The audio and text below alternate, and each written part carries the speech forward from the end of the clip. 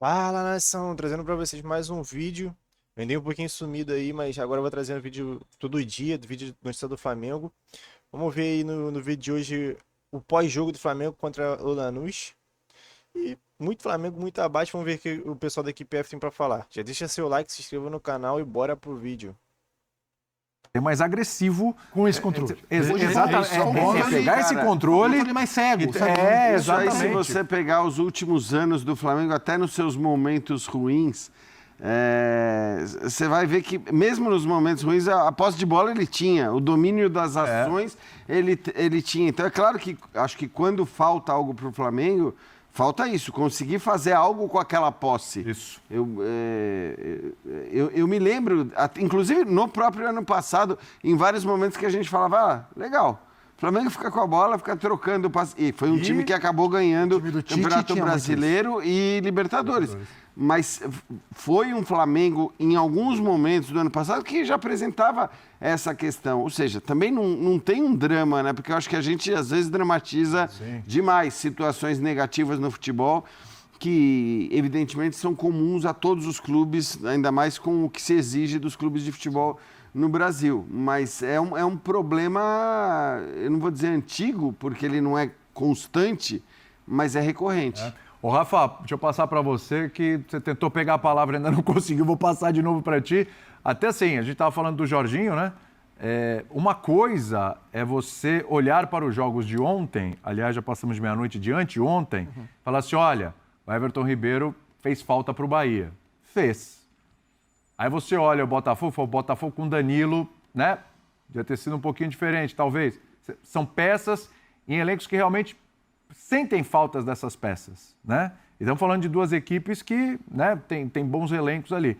Outra coisa é você olhar para o Flamengo, embora o Jorginho seja um baita jogador, desde o primeiro jogo colocou a camisa do Flamengo, parecia que já vestia a camisa do Flamengo há anos, né? A gente olha para o elenco, e aí eu caio na teoria do Calçade, Rafa, que fala sempre aqui. Se a gente achar que porque o Flamengo, 1, 2 ou até 3, até 4 jogadores ali não estão à disposição e entra com jogadores do banco, a gente achar que isso faz toda a diferença, a gente vai estar dando um tiro no próprio pé, porque o nosso discurso é que o Flamengo tem o melhor elenco da América do Sul.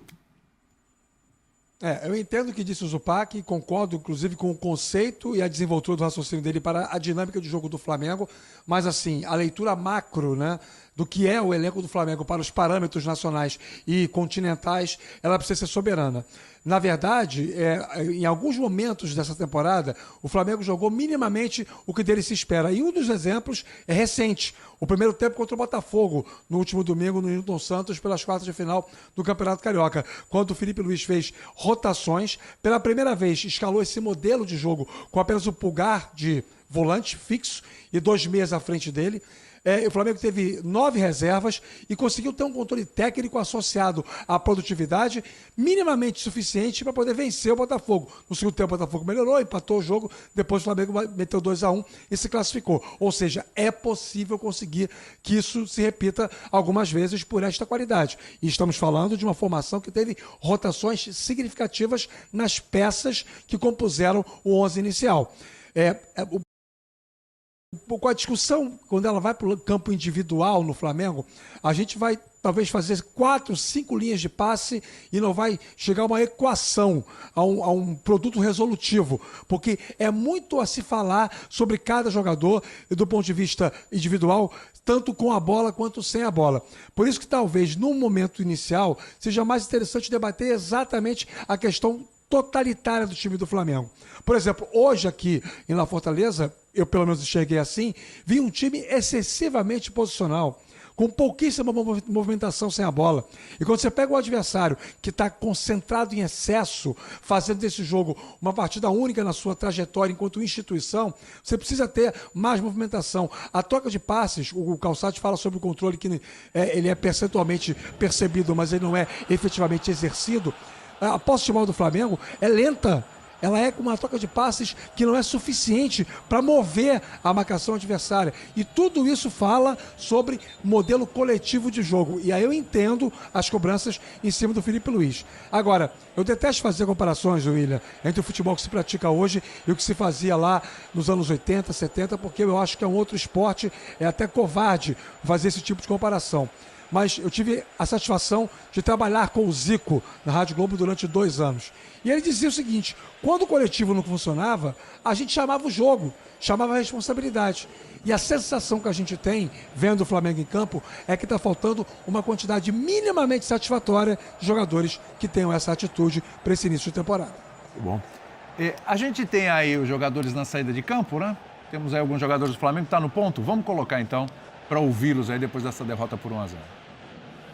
Léo, uma derrota difícil. Eu vi que no lance do gol você saiu balançando a cabeça até negativamente, parecia bem chateado até com o lance. Em 9 jogos na temporada, o Flamengo sofreu gol em 8, só não sofreu naquele contra o Vasco e sai com essa desvantagem. O que não está encaixando, que encaixou tão bem na última temporada? Bom, temos que ser melhores. Não estamos aqui para dar desculpas. O que foi mudado já foi mudado, agora a gente tem que tratar de ser melhor dentro de campo. Erramos muito, perdemos muita bola e isso acabou dando muitos ataques em sequência para eles. Acabou tendo ali o espaço do cruzamento, nós sabemos que eles eram fortes. A gente não conseguiu estar bem posicionado como defesa, porque, como eu falei, a gente acabou perdendo muitas bolas em sequência, então isso acaba deixando nosso time muito partido. Mas esse jogo já foi agora. Se preparar, a gente tem uma semifinal do Carioca agora no final de semana, mas se preparar bem para poder reverter dentro de casa, que a gente sabe que a gente é capaz. Valeu, obrigado, Léo. Vou liberar ele. Alex, é um jogo difícil pra caramba pro Flamengo aqui. O time me parece que produziu pouco ofensivamente e sofreu na defesa. Em 9 jogos na temporada, 8 gols, em 8 jogos o time sofreu gols. E conseguiu produzir muito pouco. O que não está encaixando tanto assim e o Flamengo tem plenas condições de reverter no Maracanã? Primeiramente é uma final, então não existe final fácil. Sabemos que ia ser um jogo difícil, principalmente no primeiro tempo, no início do primeiro tempo. Assim foi. No segundo tempo tivemos bons momentos com a bola, tivemos mais controle até tomarmos o gol. Mas enfim, é uma coisa que temos em mente, que temos que melhorar, que temos que tomar menos gol. Esse foi o nosso forte o ano passado e sabemos que o que fizemos no ano passado não é o suficiente para esse ano. Então temos que fazer mais do que fizemos o ano passado. E para o jogo de volta temos total consciência que temos que fazer o melhor jogo e entrar no campo para vencer. Valeu, obrigado, Alex. Acho que hoje o Flamengo teve uma ideia de jogar até sem atacante na frente. Você jogou ali junto ao lado do Carrascal, mas o time produziu muito pouco ofensivamente, deu um chute a gol. Parece que não conseguiu competir tanto assim com o Lanús aqui e acabou sofrendo esse gol, sai com a desvantagem lá pro Rio. Sim, com certeza. Temos que trocar muita coisa para o jogo da volta.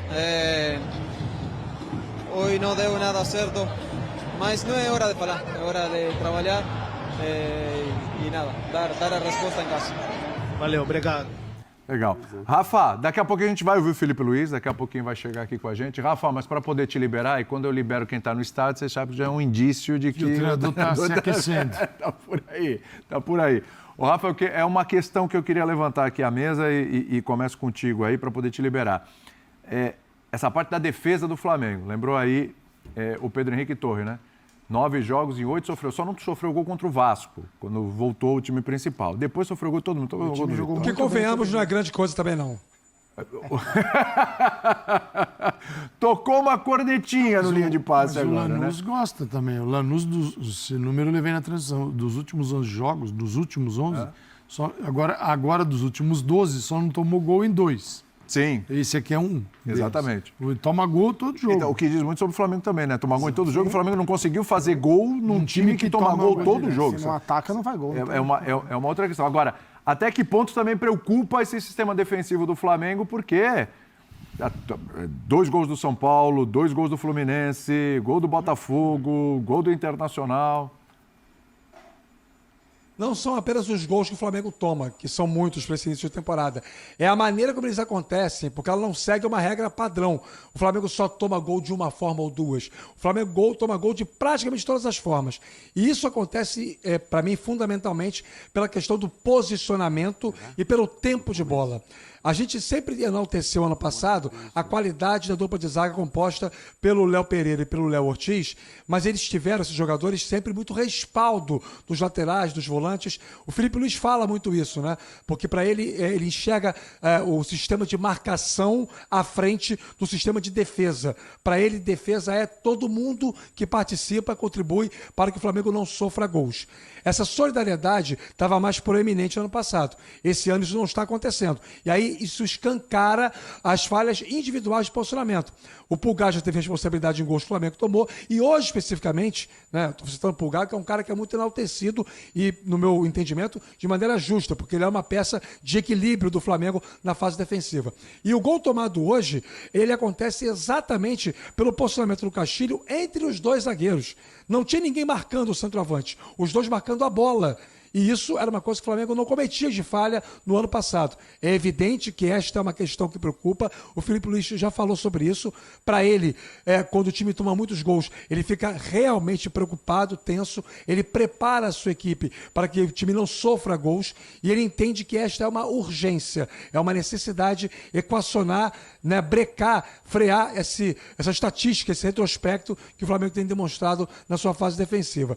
É uma situação que realmente chama a atenção. E, além disso, o outro dado, para poder já devolver para vocês aí no estúdio, que chama a atenção, é que o Flamengo fez hoje o seu 9º jogo com a equipe principal e o Flamengo tem apenas 8 gols marcados, excetuando aquele 7-1 sobre o Sampaio Corrêa, que, convenhamos, não conta muito para efeitos de alta exigência. É muito pouco o Flamengo ter um gol marcado por jogo com a qualidade ofensiva que o Flamengo tem. Tem problemas lá atrás, tem problemas na frente. O Flamengo, no momento, é um belo de um livro de aritmética. Abraço, William. Abraço a todos. Rafa. Um abração para você. Obrigado por participar com a gente aqui no Linha de Passe. Bom retorno aqui para o Brasil. Ô, Silvani, você quer fazer um break ou vai para a coletiva break? Tá bom. A gente vai fazer um intervalinho, seguimos no YouTube e na volta a gente vai ouvir o Felipe Luiz na íntegra, tá bom? Já, já.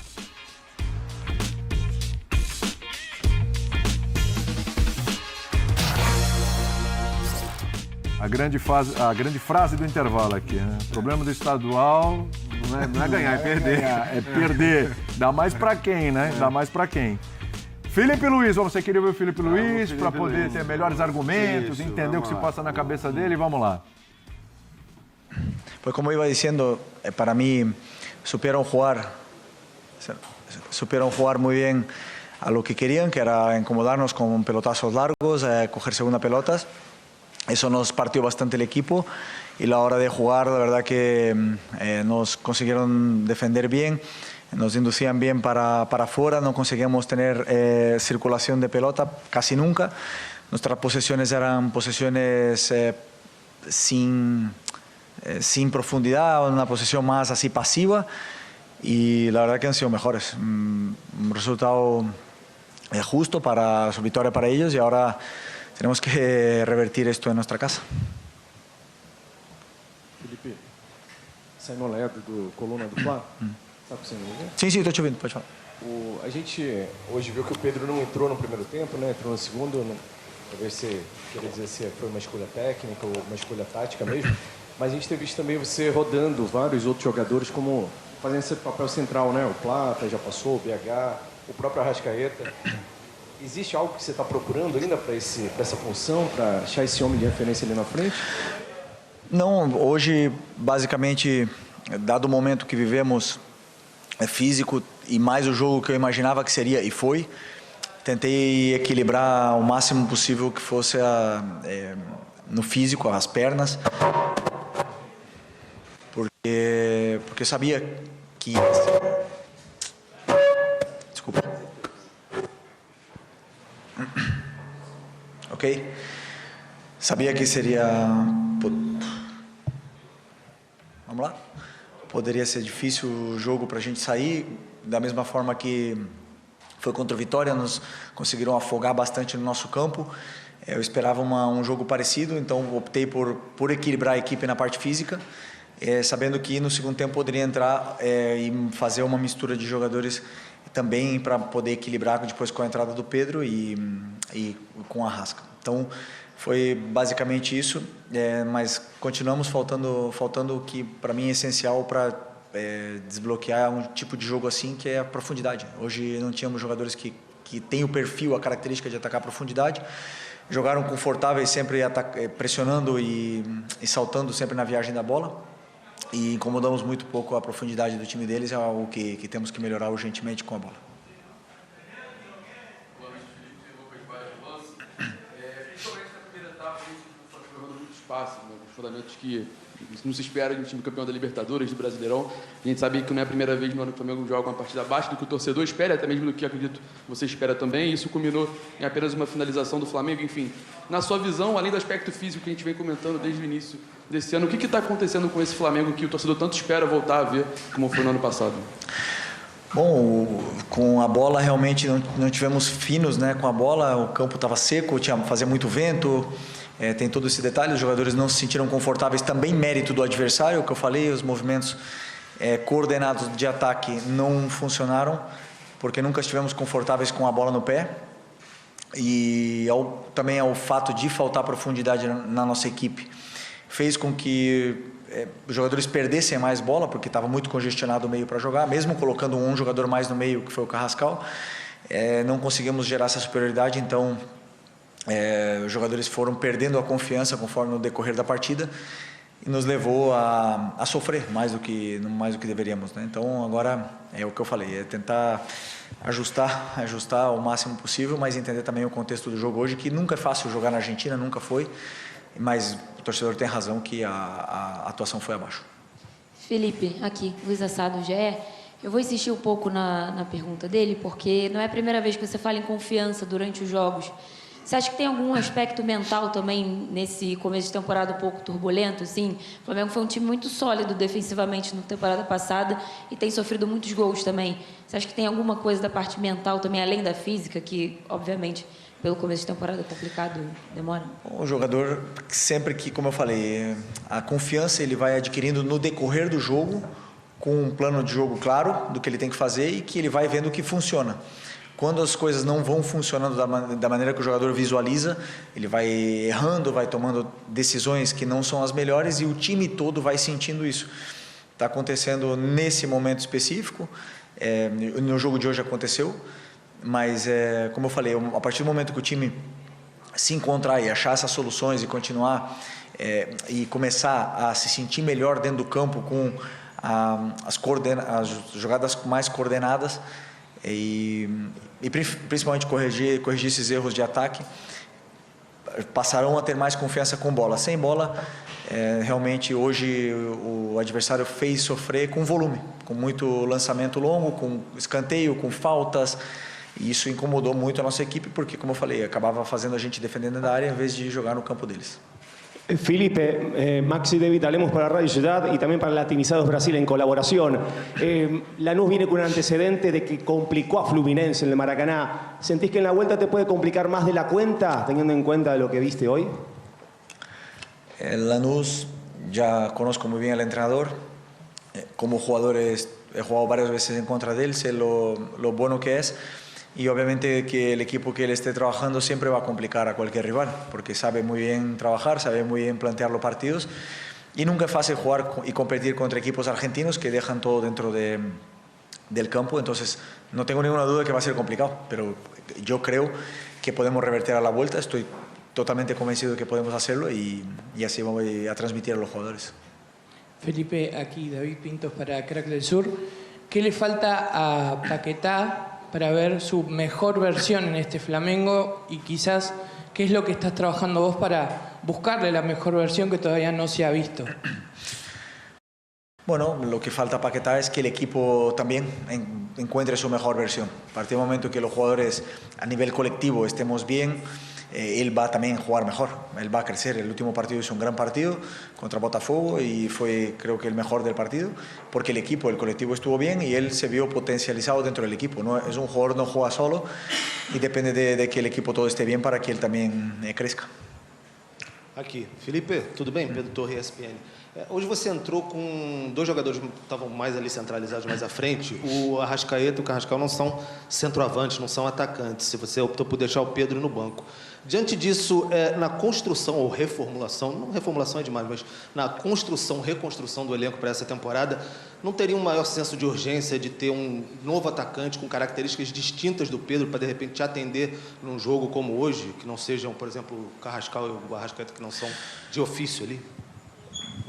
A montagem de elenco sempre, como eu falei outras vezes, é com o Boto e com a direção esportiva, com o diretor de futebol, que é o que realmente faz e planeja toda a montagem de elenco. Eu, claro que participo, eu acredito que sim, pode jogar Arrasca e Pedro juntos, poderiam ter jogados, mas não acredito que os dois estejam na melhor forma física para poder jogar um jogo desse físico como eu esperava que fosse hoje, por isso eu optei por essa variação no nosso sistema e com as trocas tentar ajustar com a entrada do Pedro depois. Claro que o jogo não foi como esperávamos, então sempre vão existir e justa as críticas pela minha escolha, mas eu escolhi sempre pensando no que eu achava que era melhor para a nossa equipe. Felipe aqui, boa noite. Felipe, você falou sobre o adversário estar afogando o Flamengo no campo de defesa, deu exemplo inclusive do Vitória, que isso incomoda bastante.